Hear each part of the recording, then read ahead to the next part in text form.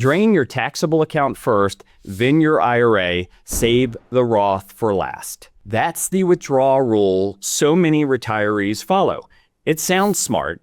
It feels efficient. And the big brokerage firms often tell you that that's the best rule of thumb. And if you're retiring with a 7-figure IRA, it may be one of the most expensive defaults in your entire plan. Peer-reviewed research found that simply changing the order can add more than 3 years to how long your portfolio lasts in retirement. Same money, same investments, different order. So today, I'll show you where the old rule breaks down and the window where you can fix it. Now, to be fair, the old rule isn't crazy. Spending taxable money first keeps your tax bill low today, and it lets your IRA keep compounding untouched.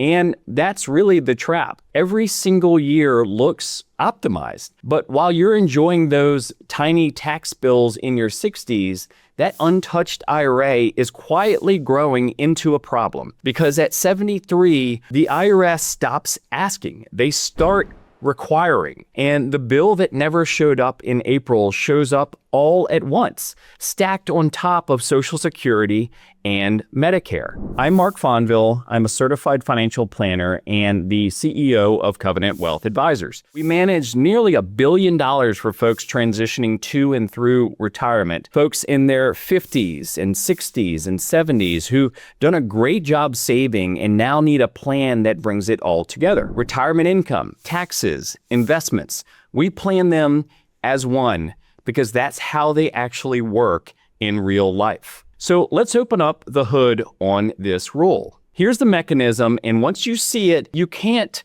unsee it. When you retire at, say, 62 and live off your brokerage account, your taxable income can drop to almost nothing. A lot of new retirees pay less federal tax than they have in decades, and it feels fantastic. Meanwhile, your traditional IRA, the one you spent 30 years filling, just keeps growing, untouched, undisturbed, and untaxed until age 73. That's when required minimum distributions kick in, or RMDs. The key word is required. The IRS takes your IRA balance at the end of the previous year and divides it by a number from their table. At 73, that number is 26.5. At 75 years old, it's a little bit different, but this forces out about 3.77% of the account whether you need the money or not. And if you were born in 1960 or later, your start age is actually 75. Same math, just 2 more years of compounding before the bill arrives. So let me make that concrete for you with a hypothetical example. And it's not a real client, but the kind of situation we see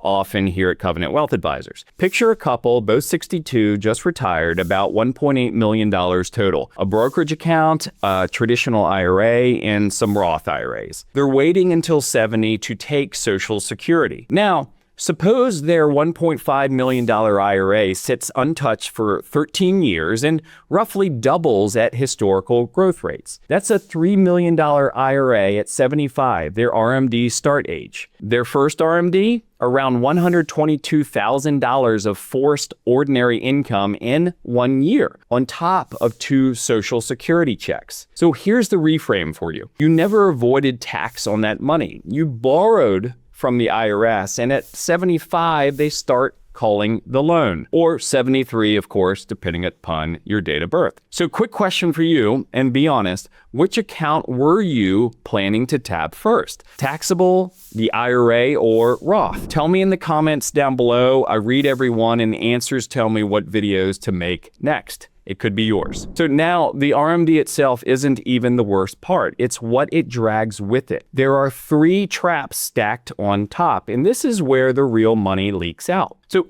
trap 1, the Social Security tax torpedo. Once you're collecting benefits, every extra dollar you pull from your IRA can drag up to 85 cents of your Social Security into taxable income. So $1 comes out and it pulls another 85 cents into the taxable pile with it. T. Rowe Price ran the math on this. A retiree in the 22% bracket takes out $1,000, and the effective tax on that withdrawal works out to about 40.6 7%. You read the bracket as 22. You pay like it's 40. And here's the kicker. The income thresholds that trigger Social Security taxation were set in 1983 and 1993, and they have never been adjusted for inflation, not once. Congress indexes almost everything else in the tax code. This one, frozen for 40 years. I'll let you draw your own conclusions about why. So trap 2, the Medicare cliff. It's called IRMAA, the income-related monthly adjustment amount, which sounds like a sweet old aunt, but she's not. She's a surcharge on your Medicare premiums when your income crosses certain lines. In 2026, the first line for a married couple is $218,000 of income. Cross it by $1, just one, and your premiums jump for the entire year. That first step costs a couple roughly $2,300 a year. The standard Part B premium is about $203 a month. At the top tier, it's nearly $690 per person. And the truly devious part, IRMAA looks at your income from 2 years ago. The conversion or capital gain you take at 63 sets the Medicare premium you pay at 65. And trap 3, the widow's penalty. This is the one almost nobody models. When one spouse passes, the survivor files single, and single tax brackets are roughly half as wide as married ones. Similar income, much higher rates, and they've inherited the IRA and its RMDs along with it. Now, in fairness, recent research in the Journal of Financial Planning argues this fear can be overstated because their survivor's income and spending usually drop too. That's a fair point. It's a risk to model, not a certainty, but I can tell you we often see that both taxes increase and the tax bracket increase when the first spouse dies. Again, not always. But notice what that same research concedes. The Medicare surcharges can get worse for the survivor, sometimes meaningfully. If that 2-year look back made your stomach drop a little, go ahead and subscribe to the channel. We make a new retirement planning video every week for people within 10 years of retirement, and we go deep on the Medicare brackets because nobody should learn about a cliff by falling off of it, quite frankly. Okay, here's the good news. Every one of those traps has the same diffuse switch, and it only works in one specific window, what we call the gap years, the stretch between your last paycheck and your RMD age, 73 or 75 if you were born in 1960 or later, especially before Social Security starts. In those years, your taxable income is unusually low, which means the bottom tax brackets are sitting there empty. In 2026, a married couple filing jointly can have about $100,800 of taxable income and still be in the 12% bracket. Add the $32,200 standard deduction, more once you're 65, and that's over $130,000 coming in the door at a very gentle tax rate. And those low brackets reset every January 1st. Use them or lose them. They don't roll over. So instead of paying near zero tax in your 60s and torpedo rates in your 70s, you flatten the mountain out. Each gap year, you deliberately move money out of the IRA as a withdrawal you spend or a partial Roth conversion, filling up to the top of a target bracket and then stopping. This isn't a fringe idea anymore, by the way. Schwab models it as a personalized withdrawal strategy and found it can mean lower lifetime taxes and a longer lasting portfolio than the old rule of thumb. Vanguard's 2026 retirement income paper goes even further. They report more than 80% of clients in their tax efficient strategies stand to benefit from Roth conversions, with lifetime tax savings around 14%. Their numbers, their assumptions, but directionally, the industry has definitely moved on this one. By the way, the one-page flowchart we use with clients to make this exact convert or don't call is free in our retirement checklist library. The link's in the description below, but let's go ahead and keep on going. Okay, back to our couple. From 62 to 74, they cover their spending partly from the brokerage account and convert a slice of the IRA every year, enough to fill the 12% bracket, sometimes into the 22 when the math supports it. Always watching that IRMAA line from age 63 on million because of the look back that we talked about. By 75, the IRA that was headed for $3 million is meaningfully smaller. The RMD fits inside lower brackets instead of towering over them. Less of their Social Security gets dragged into the taxable pile. And the survivor, whoever that turns out to be,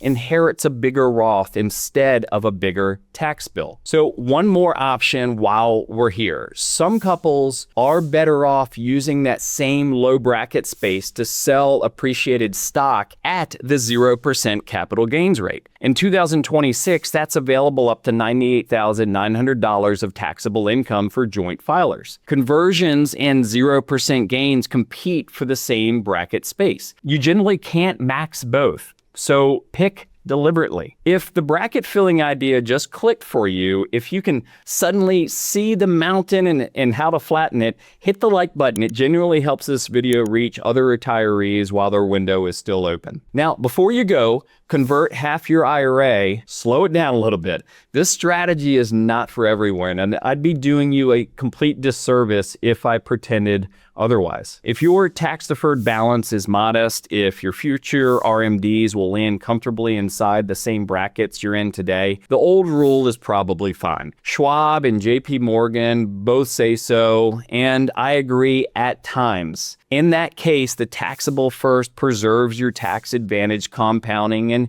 keeps life simple. Bracket filling matters when the IRA is larger relative to everything else. Again, like anything, it's dependent on your personal situation. And even good candidates can fumble the execution. The tax on a conversion is real and it's due now. The payoff depends on future tax rates that nobody, including me, can promise you. So if you're charitably inclined, qualified charitable distributions from your IRA after age 70 and a half might beat conversions entirely. And highly appreciated stock in your brokerage account, well, your heirs get a step up in basis when you pass. Sometimes the right move is to spin the IRA and never sell those shares at all. The exact opposite of the old rule. So 2 execution mistakes I see over and over. 1, once your RMD age, the RMD must come out before any conversion that year. Get the order wrong and you've created an excess Roth contribution with a 6% penalty that repeats every year it sits there. And 2,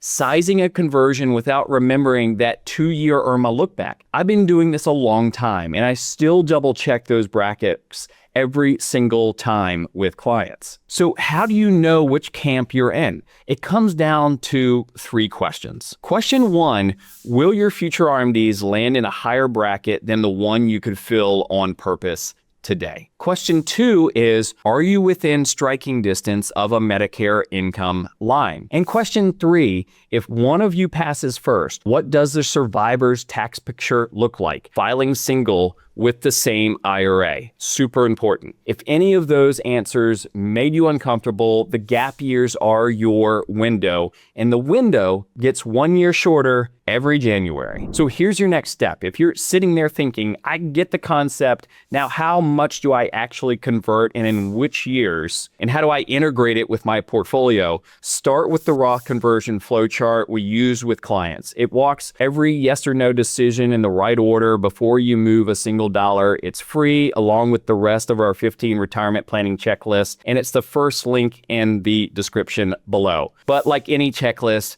remember, it doesn't cover everything and it doesn't replace personalized advice. So a quick but important note, this video is education, not individual advice. Your situation, your state, and a future Congress all get a vote. So talk to a qualified professional again before you act. Look, you spent 40 years getting the saving part right. And remember that rule from the start of this video. The one that sounds smart and feels efficient, that's the problem with it. Every year looks optimized. The lifetime isn't. The order you spend your money deserves the same care as the way you saved it, because the difference isn't a rounding error. Research suggest it's measured in years.